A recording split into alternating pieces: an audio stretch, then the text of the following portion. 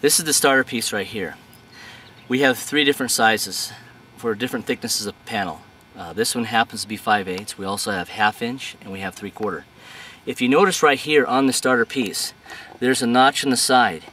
This is the true outside edge of concrete wall, and this is going to be where you set the starter tie in line with your outside line. And we'll demonstrate that in a second.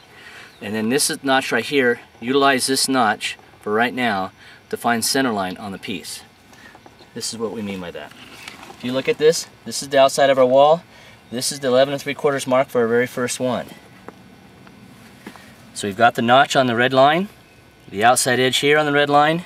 This notch lines up center line. Take an 1.5 inch concrete nail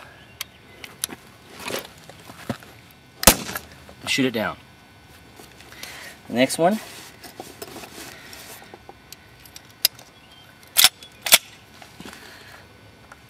same thing, and you just repeat.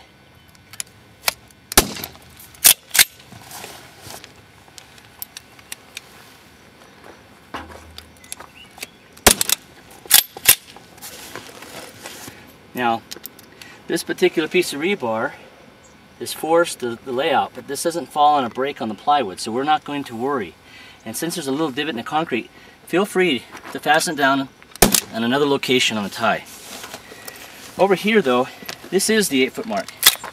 So you have 2 choices. You can try to bend the rebar and get it out of the way, or in this case, we're going to go ahead and set 2 ties side by side, so we have proper support for the plywood.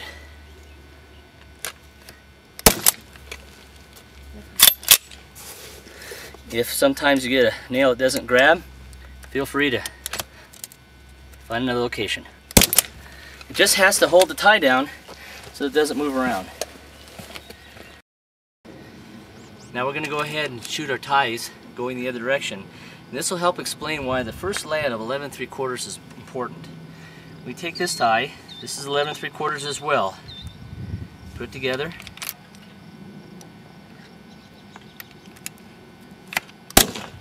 Now, this will help demonstrate. The reason why we did that is it creates a 3-inch space inside your inside corner. So when your 2 pieces of plywood come together, you have some working room.